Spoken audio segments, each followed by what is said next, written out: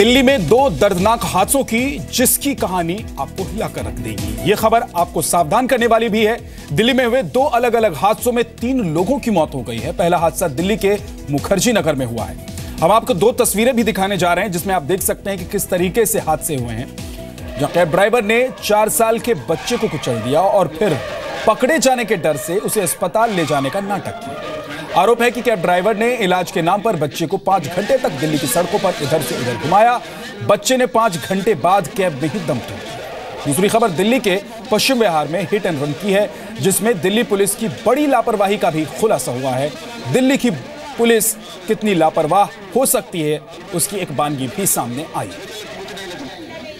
आपको 2 खबरें विस्तार से बताते हैं। पहले बात दिल्ली के मुखर्जी नगर में हुई घटना की करते हैं, जहां कैब ड्राइवर ने गाड़ी को पीछे करते वक्त 4 साल के बच्चे को कुचल दिया। भीड़ के जमा होने पर कैब ड्राइवर ने खुद को बचाने के लिए बच्चे को कैब में बिठाया और उसे अस्पताल ले जाने की बात कही, लेकिन कैब ड्राइवर 5 घंटे तक बच्चे को दिल्ली की सड़कों पर इधर से उधर घुमाता रहा। बच्चे के साथ उसकी मां भी थी।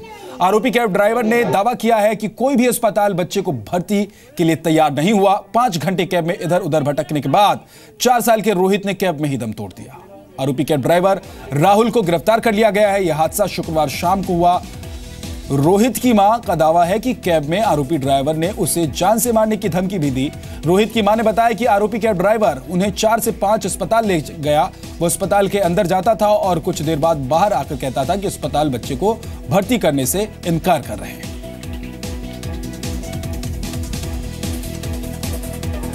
जब यहाँ को मेरे को किसी ने बताया कि यहाँ तेरे लड़के का हादसा हुआ है, फिर मैं यहाँ से गया। पहले यहाँ टोरमा सेंटर गया।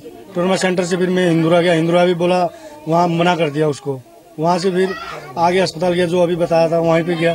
फिर वहाँ पे मैं जैसे मैं गेट पे 5 बजे पहुंचा, वहाँ पे मैं 5 बजे पहुंचा जैसे गेट पे, वहाँ पे फिर ये अंदर से लाश लेके आ गए थे, मर गया था वो, लेके आ रहे थे, मेरे को गेट पे मिले थे। बस इतना ही। फिर कितने बजे का ये हादसा हुआ था? 1 बजे का आसपास। नहीं, 9 तारीख को।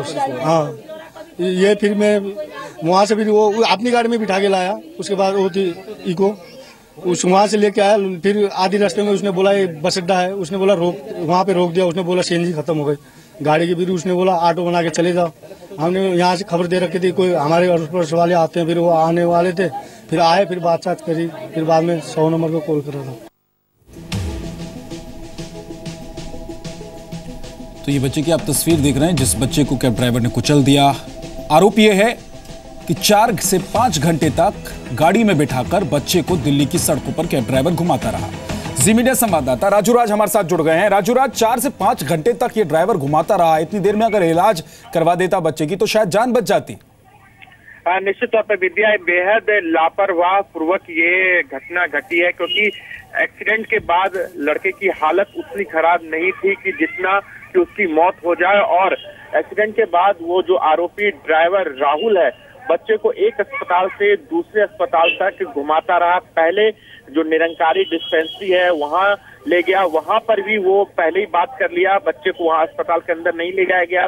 इसके बाद दूसरे डिस्पेंसरी ले गया और इसको घुमाते घुमाते बड़ा हिंदूराव और आरएमएल अस्पताल, इन सभी जगहों पे ले गया और 3 से 4 घंटे तक लगातार घुमाता रहा। जी, लापरवाही राजू इसलिए भी है क्योंकि मुखर्जी नगर के बेहद करीब ट्रॉमा सेंटर है, वहां ले जाता अगर बच्चे को तो बच्चे का जल्दी से इलाज हो जाता और शायद बच्चे को बचा लिया जाता।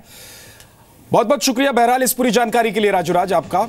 आगे बढ़ते हैं और दूसरी खबर जो दिल्ली से ही है। हमने आपको बताया कि किस तरीके से पश्चिम बिहार इलाके में हिट एंड रन का एक केस सामने आया है, वो खबर आपको विस्तार से बता देते हैं। दिल्ली पुलिस की बड़ी लापरवाही इस पूरे मामले में सामने आई है। टक्कर मारने वाली कार का नंबर और हादसे के तुरंत बाद का वीडियो होने के बाद भी दिल्ली पुलिस ने जांच में ढिलाई बरती। मजबूरन पीड़ित परिवार को खुद को काम करना पड़ा और पुलिस को जो काम करना चाहिए था पुलिस ने वो काम नहीं किया। जो काम पुलिस को करना था वो काम परिवार के लोगों ने किया। आपको दिखाते हैं।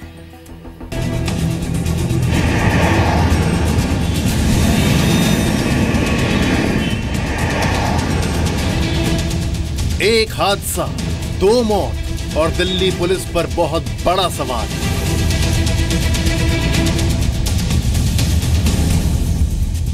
जगह पश्चिम बिहार, दिल्ली। तारीख 6 फरवरी 2017। वक्त रात के 9, साढ़े 9 बजे। कार की टक्कर से 2 बुजुर्गों की मौत। यही वो कार है जिसने गिरिराज मौर्य और विमला मौर्य को पश्चिम बिहार में सड़क पार करने के दौरान टक्कर मारी थी। विमला मौर्य ने तो मौके पर ही दम तोड़ दिया था, जबकि गिरिराज की मौत अस्पताल ले जाते वक्त हो गई थी। हादसे के बाद टक्कर मारने वाली कार मौके से फरार होने लगी, जिसका वीडियो भी तभी हादसे के चश्मदीदों ने बना लिया था। पूरा हवा में 3 फुट ऊपर वीडियो बना रहा हूं गाड़ी की। पुलिस वाले आगे कोई है। वीडियो में दिखाई दे रहा है कि कार सवार कैसे जल्दी से रेड लाइट क्रॉस करके आंखों से ओझल होना चाहता था। यहीं से दिल्ली पुलिस पर सवाल खड़ा होता है।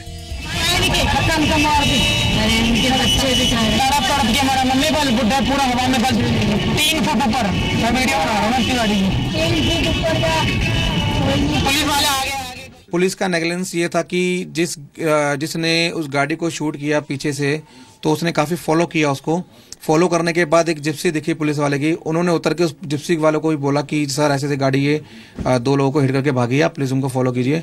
तो पुलिस वालों ने बोला ठीक है हम फॉलो करते हैं। अगर पुलिस वालों ने कुछ नहीं किया, अगर पुलिस वालों ने कुछ किया होता तो गाड़ी वाला और गाड़ी दोनों उसी समय पकड़ी जाती। पश्चिम बिहार की यही वो जगह है जहाँ पर 6 तारीख की रात को दोनों बुजुर्ग पति पत्नी अपने घर के इस रास्ते से होकर आए थे और उन्हें शादी में जाना था, और वो इसी रास्ते से पिलर नंबर 220 के पास से रोड क्रॉस करने के लिए जैसे ही आगे बढ़े, एक लाल रंग की क्विड कार तेजी से दोनों पति पत्नी को हिट किया और भाग गया, जिसके बाद दोनों पति पत्नी की मौके पर ही मौत हो गई। हादसे के चश्मदीद का बयान भी दिल्ली पुलिस को सवालों के घेरे में लाता है। एक लेडीज एक जेंट्स रोड पार कर रहे थे, उन्होंने उस गाड़ी ने उसको ठोका और ठोकने के बाद भाई साहब उन्होंने दरवाज़ा खोल के देखा, वो लेडीज़ ऑन द स्पॉट में गुजर चुकी थी। उसने वापसी यू टर्न लिया, मैं गाड़ी अड़ा रहा था उसके आगे, मगर स्पीड इतनी थी कि मेरे को हटानी पड़ी गाड़ी, वो मार के भाग जाता मेरे को भी। सवाल यही है कि जब दिल्ली पुलिस को कार का टेम्परेरी नंबर बता दिया गया था, कार का वीडियो दे दिया गया था, तो पुलिस ने तुरंत कार्रवाई क्यों नहीं की? हादसे के फौरन बाद ही कार और कार सवार को पकड़ने से पता चल सकता था कि वो शराब के नशे में है या नहीं, लेकिन दिल्ली पुलिस ने ऐसा नहीं किया। हादसे के शिकार लोगों ने खुद दिन रात भटक कर कार के शोरूम में जाकर कार और कार के मालिक का पता और फोन नंबर पता करके दिल्ली पुलिस को पूरी जानकारी दी। तो क्या सबूत जुटाने और हादसे की जांच का काम करना दिल्ली पुलिस ने छोड़ दिया है? क्या जांच का ये काम अब पीड़ित परिवारों को करना होगा? गाड़ी पे टेम्परेरी नंबर था, उस पर कोई नंबर नहीं था। टेम्परेरी नंबर था 0447। उसके तीसरे दिन 8 तारीख को हम 4 लोगों की टीम खुद बनाई हमने, और हमने गाड़ी को फॉलो गाड़ी का पता करने के लिए हम लोग निकले। सबसे पहले हम रिनॉल्ट के शोरूम गए। परिवार ने खुद ही अपनी इन्वेस्टिगेशन की और उस गाड़ी का पता लगाया, और उसके बाद जाकर पुलिस को बताया कि वो लड़का कहाँ पर रहता है, आप हमारे साथ चलो। पुलिस ने अगले दिन के लिए आने की बात कही, जिसके बाद जब मामला आला अधिकारियों की जानकारी में आया, उसके बाद पुलिस हरकत में आई और आरोपी लड़के को गिरफ्तार कर लिया गया। बेलेबल ऑफेंस होने की वजह से उसे थाने से ही जमानत मिल गई। जिस हादसे की जांच दिल्ली पुलिस को 6 फरवरी की रात को शुरू कर देनी चाहिए थी, वो काम अगले 48 घंटों तक क्यों टाला गया? पुलिस वालों ने कुछ नहीं किया, अगर पुलिस वालों ने कुछ किया होता तो गाड़ी वाला और गाड़ी दोनों उसी समय पकड़ी जाती।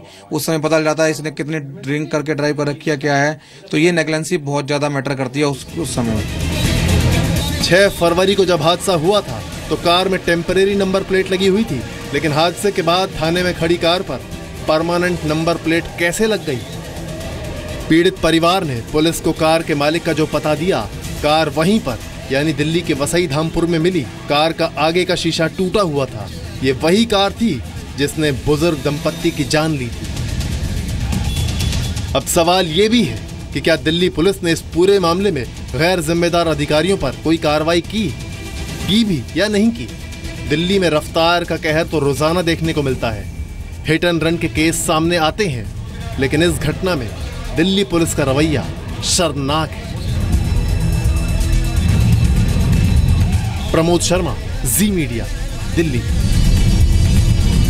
यह हालत तब है जब दिल्ली पुलिस देश की सबसे तेज तर्रार पुलिस मानी जाती है। हालांकि आपको बता दें कि इस पूरे मामले पर दिल्ली पुलिस की सफाई भी आ गई है। पुलिस ने बताया कि 6 फरवरी 2017 को एफआईआर दर्ज की गई। 9 तारीख को आरोपी अनुज कौशिक को कोर्ट में पेश किया गया, जहां उसे जमानत मिल गई। हालांकि पुलिस ये अभी तक साफ नहीं कर पाई है कि वीडियो होने के बावजूद उसे आरोपी तक पहुंचने में 3 दिन तक का वक्त कैसे लगा।